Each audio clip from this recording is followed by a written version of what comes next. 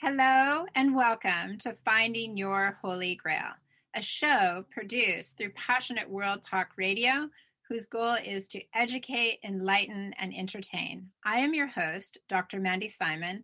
I am joined today by Dr. G, Lawana Gladney. Welcome, Dr. G. So happy to have you here. It's wonderful to see you again. Oh, and thank you. I am so excited to be here, even though we're in different time zones, and that's great with technology. I love it. So Yeah, thank you so much for having me on your oh, show. it's my pleasure.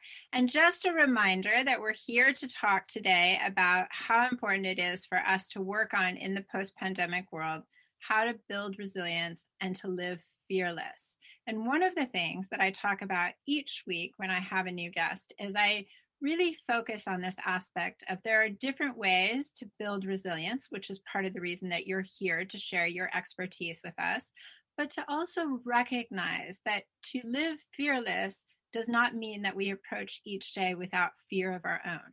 It simply means at the end of the day, by facing everything that feels so challenging for us, that we come out on top and we learn something from it and we become more resilient through doing so. Yes, yes, Yeah, I love it. yeah. Why don't you start by sharing with our audience, our viewers, and our listeners a little bit about yourself for those of whom are not actually associated or familiar with your work? Yes, well, I am Dr. Lawana Gladney, better known as Dr. G. I have been doing this work for about 3 decades now. And so I'm very passionate about helping people to stay sane in a crazy world. That has been my tagline for years, and now it just really seems like it's really appropriate. Yeah.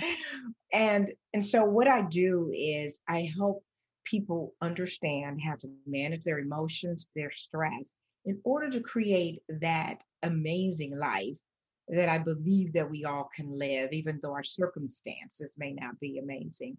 And so I do that through speaking, I do training, I've written a lot of online courses. I've written 6 books. I work with individual clients. I work with companies, organizations, people. Yeah. It's all about the psychology is all about people and the minds of people.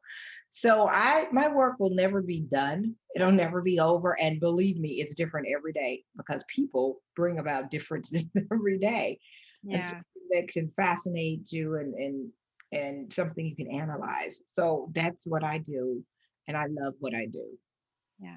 And it's so lovely to see you again. I mean, we first met during the lockdown that happened in March 2020. Yes. And it's actually what originally brought us together. I'm so thrilled to have you here today. We've been talking about, before we came on air, we are actually in the aftermath of the American election, waiting for the votes to be counted, the electoral colleges to be called, for there to be a direction forward, which has been a really long process, not just for Americans, but the whole world. And so, one of the things that you're here to talk about today, which I'm really thrilled and thankful for, is how we manage our emotions in these times when we really try to understand who are we? How are we going to remain resilient with such great uncertainty in the world?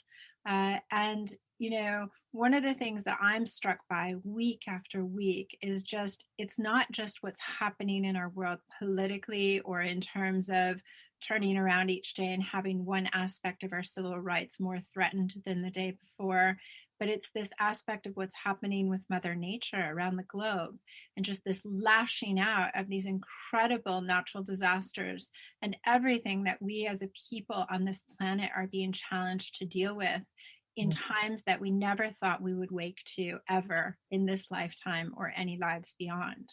So please give our audience a little bit of an idea about which direction you would like to take them in today. Wow. Well, Mandy, you said a mouthful. Yeah. There are so many dynamics. So I want to begin by first saying that there's so much that happens in the world that we cannot control. Yeah. And if you focus on all of that, it's really overwhelming. And what it does, just like the storms and all of the things that brew with Mother Nature, and we've been seeing just hurricane after hurricane, fires, tornadoes, earthquakes. I mean, it's just, Mm, and it just seems like it's a barrage of stuff happening. It just seems like the earth and everything is angry. yeah. And so it's shaking up stuff. And when you look at all of that, can't control it. Mhm. You mentioned our election. You know, we do what we can in a democratic society when we cast our vote, and then it's out of our hands. Mm, We can't do anything else. And again, that's something else that's out of control. mhm. How your wherever, whatever country you're listening or hearing this from, how the economy happens, Mm, it's really out of our yeah. control. This pandemic that's going on, out of our control. So I want people to be able to separate what you can control from what you can't control. Yeah. Because the things that we can't control typically create all of these emotions and these thoughts and these feelings. And while emotions are so normal and that's a part of our human psyche, Mhm. when we talk about emotions, they're really research has really narrowed it down to only two emotions, and that's love and fear. Everything else comes from love or fear. So all the positive emotions that you feel is coming from that love. All of the negative emotions that you feel are coming from fear. Now, that is something we can't control, is our emotions. So I have people to focus, refocus on the things that you can control, these emotions that we have. Now, you're going to have fear. Fear within itself is not all bad. Fear was given to us as humans to help keep us alive, to keep us safe. And Yeah. it's an internalized, and so, you just get that feeling. That's to help protect us. When we have the fear that is outside of us, that is just created, that particular emotion that creates all this negative energy that Mhm. starts going on in our body. And they say that the feeling of fear itself can trigger a 30,000 different hormone things that's going on in your body. Yeah. Your body's just going, just like the hurricane and the storms, your body's just going crazy when there's fear inside. We can't see all of this, but your body feels it Yeah. and your mind feels it. And so it's really, really important to understand what fear, the negative thoughts and emotions are doing to you so that you can say, okay, we need to disrupt this.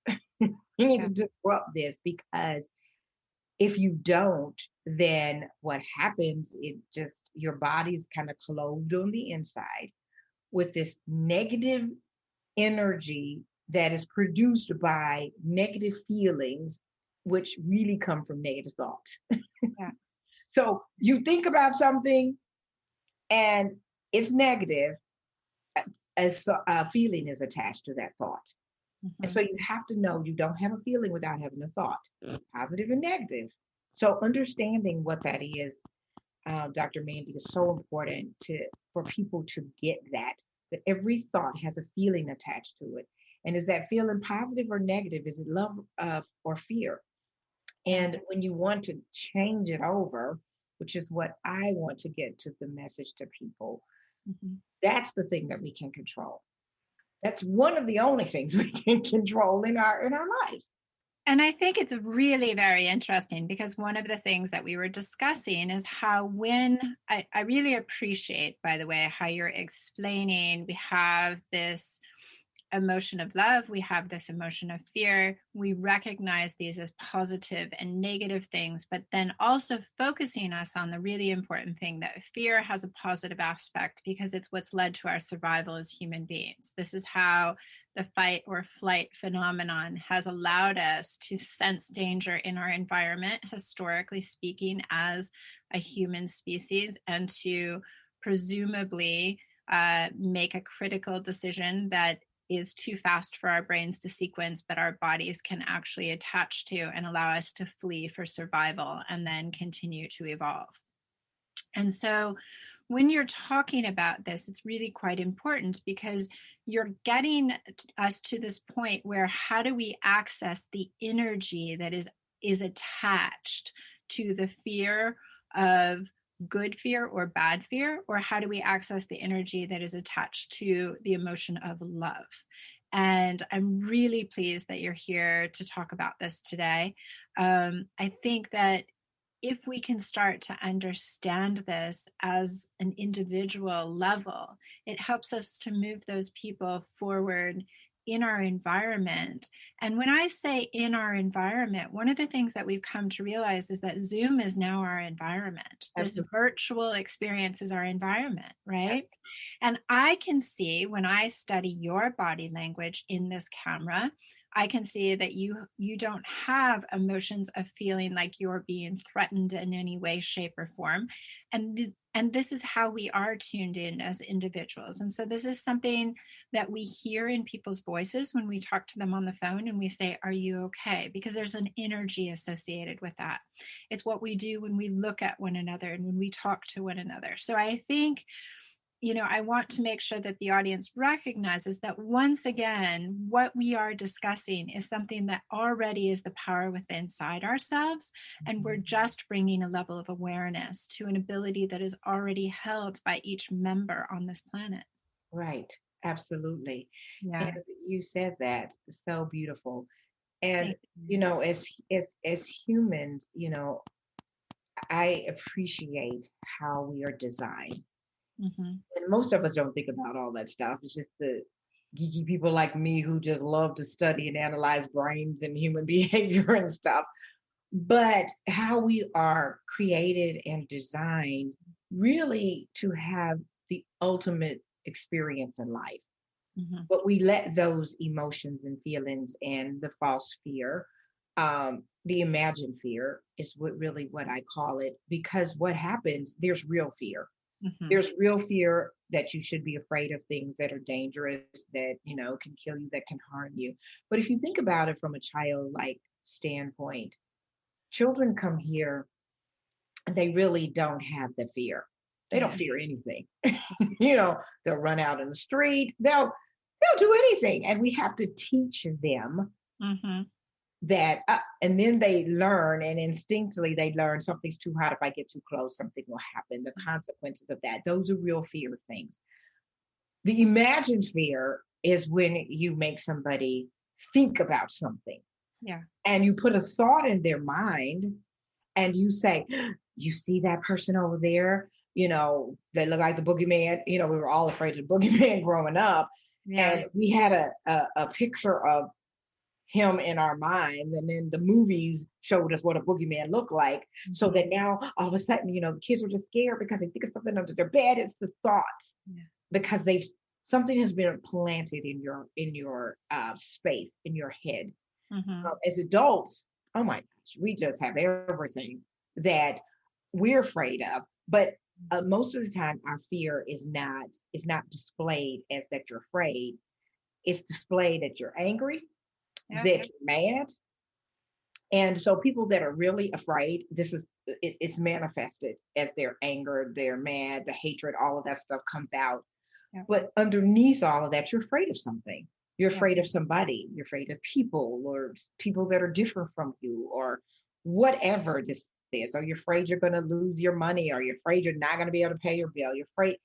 So that fear, that is implanted, that starts with a thought, and now it's a feeling, and then it becomes this action, and all of this is in your body, all of this energy. It's a wonder that more people are not sick. I know our hospitals are full, and this is prior to the pandemic. Yeah. It's because of all this negative energy that then disrupts the balance of the inside of your body, which then causes disease and all of that stuff. That's where that comes from. Yeah. So 75 to 90% of all your sickness and disease, it comes from stress. It comes from your emotions and your stress. And you go, the unseen things that we can't really touch, your emotions and stress, now causes something that you can feel and touch inside of your body. Wow, that's really powerful. Yeah. So I want to give people hope. I want you to understand that you have more power Hmm. for yourself than what you think. You have more power over your physical and mental and spiritual health. You have that power over that. Yeah. We just have not been trained, Dr. Mandy, to understand how to do that. And that's what I want to try to impart to the listeners today is just a few little steps on how do we shift from this negative thoughts and feelings and get to another space. The thing I want to say about emotions as well is that they're in your limbic portion of your brain. Yeah. And that's where your emotions and all the stuff takes place. And then your neocortex is where your logic and reasoning. Well, when you're emotional, you're not logical. So those two brains aren't working together. Yeah. So you're either emotional or you're logical. We do most things based on a feeling. We go to the store, we buy stuff impulsively. Most decisions, over 90% of our decisions are made because we feel something. So This these is extremely important. This is extremely important. This is how market research has determined that a person will be a consumer that will buy a certain way because they will actually influence the emotion. And that emotion will change the energy in their body into an action, right? Absolutely. And so if the product makes you feel amazing, and it depends on the type of consumer you are, and there's a lot of science behind this, but the bottom line, the real logistics process that you've presented here, which is so important for our audience at home to understand, is just the fact that we are being manipulated into acting in a certain way around a product based on a feeling that someone is eliciting in us. This is why I think what you're saying today is so incredibly invaluable, is if we can take that moment to interrupt the feeling that has flooded our body before we react, we can actually choose our action. And the Absolutely. choice of our action is what creates a resilience in us that comes from within. Right. And this is where we overcome our own fear to be fearless in our actions each day. This is the key point, right? Absolutely. Yeah. Absolutely. And yeah, so I want to give a strategy here Yeah. to help you to disrupt your negative thinking, Mhm. which turns into a negative feeling, which turns into the negative action. And so, whenever something happens, and I've been practicing this for years, I need you to stop. If you've heard something, if you've seen something, somebody's upset you right now in the midst of what we have going on, it's kind of like, okay, I need to manage my emotions. Because, Mhm. first of all, you need to say, is this in my control or is it not? Mhm. And if it's not in your control, that doesn't mean that you don't have empathy for people that are caught up in a hurricane. It doesn't Yeah. mean that. Yeah. But some people, they get so vested in there and then their whole day is disrupted because of what they've seen.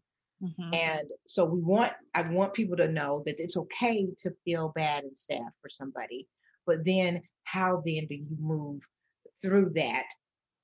And then particularly when the emotion has to do with fear, it's like, okay, we need to disrupt that. So can I control it or can I not? It's going to two different categories. It's like most of the stuff, no, you can't control. So we don't want our energy wasted because you only have a certain amount of energy every day. You don't want your energy wasted on something that you can't control, can't do anything about it. That's the first thing that you have to ask your mind. Okay. But understand, I'm walking you through a process because we need to shift your mind. Yep. So you need to shift from being emotional. Now you ask yourself a question. You go to your logic and reasoning in your brain and you go, oh no, I can't control that. Okay. Now you switch in your brain. But then I want you to also, I need you to stop and I want you to take 3 deep breaths. So you go and you breathe and you do that 3 times.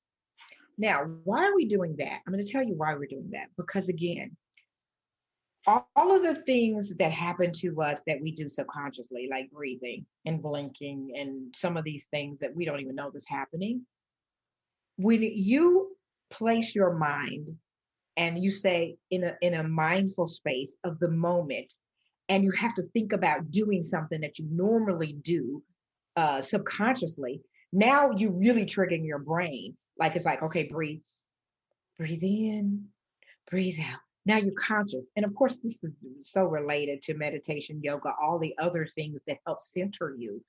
By the Sure. time you do that 3 times, you've given your brain a time to shift. It needs this oxygen flow to redirect itself because your body is getting all tangled up. Like I said, it's getting like a storm when all these emotions are involved. By the time you've done that, it's so simple. Your brain now has been in two logical spaces because you answered a question that required logic. You centered your body back, that is like your brain has to figure out, okay, I'm breathing 3 times, I'm going to count, and then you're going to feel better. The emotion that you were feeling, it's going to shift, believe it or not. But people don't even take it, and this doesn't even take 5 seconds. You ask yourself, can I control it or not? No. Breathe 3 times. Right. You know, and now you shift it. And now you say, okay, what's the solution to the problem? I tell everybody you have to focus on the solution and not the problem. Yeah. It continues to keep your brain in a logical space to disrupt the emotion. And you're like, okay, so the solution, and it could be something with your kids, we could use, Yeah. their But disruptive. yeah, and I think one of the things that really comes to mind so powerfully for me, and I think any of our audience at home, many of them may relate to it, is the fact that the very first solution may not be the final decision, right? But it can help us in a stepping stone to say, okay, now I've had 3 more breaths, right? Absolutely. And so a lot of times for myself, I find that it's just what I call an iterative process. So I Mhm. start somewhere and then I say, how's it going? Maybe not there yet. How's it going again? I'm maybe not there yet. It's really interesting to hear what you're saying in terms of it might be with your kids. It could be with anything, Any absolutely anything. It works. And when you're in that problem solving mode, so yeah, you're right. It may not be the first solution that you come through. Yeah. Guess what your brain is doing? It's all over here on this side, and it's all the logic and the reason, and it's trying to figure things out. It's trying to analyze. So it's no emotion. It's no emotion involved in that. So you have Yeah. disrupted the negative emotion, and now you feel in your body with positive energy because it's needing your brain, and it's needing to be able to say, well, yeah, how do we problem solve that? So see, you're thinking about something, plus Yeah. you shifted the focus of your energy into something completely different now, and it's like, okay, yeah, I can't fix that, so let me just get And away. And once they've done this, is that as far as they need to take it? Are there any other steps that they can take after that or that you advise them to take?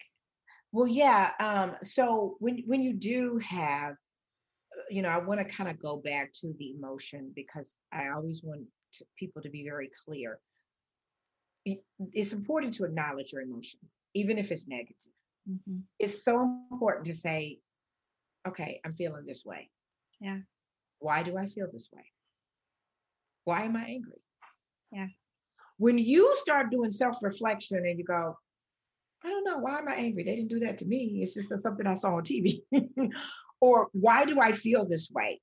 Because we do get a chance to be angry, and that's normal too. That's a normal emotion, but checking in with yourself, and it's like, why am I angry? Okay, I'm acknowledge this emotion. I'm going to kind of walk through this. Then, do I really have a right to be angry? Yeah. And you might, because it may be something on your job, it may be something with your kids, it may be something with your spouse, it may be something, and you're like, I do have a right to be angry. But then when you shift over and say, but do I really want to be angry? Is that going to serve me? It's not going to serve me really, right? So then again, you shift into the problem and solution. Is it Mhm. something I can control? Can I solve this problem? What do I need to do? So now you've taken yourself through some steps, and I call it the hierarchy of emotional wellness and management. And so now you shifted, okay, you know what? it's not that bad. I just go through a lot of steps and then I go, is it really that deep? Is this going to matter to me tomorrow?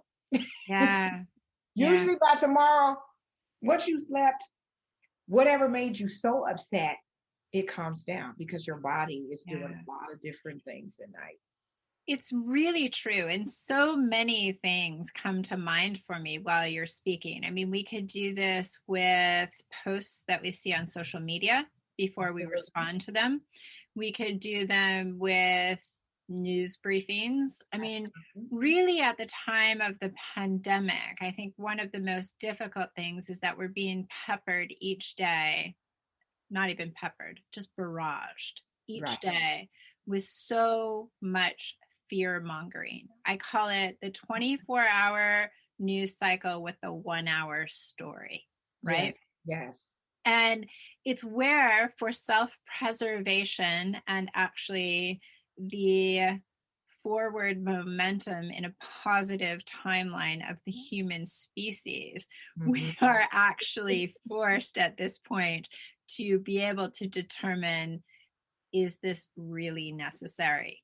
Right. Is this something that I want to spend my time and thus my energy on? Right.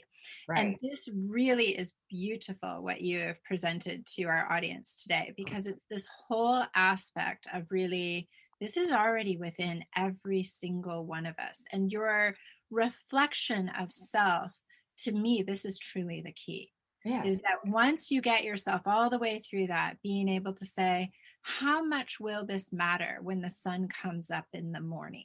How much will this change? A Yeah. little bit, what do they say? Hindsight is 2020, Absolutely. right? Absolutely. I mean, it's really, really powerful.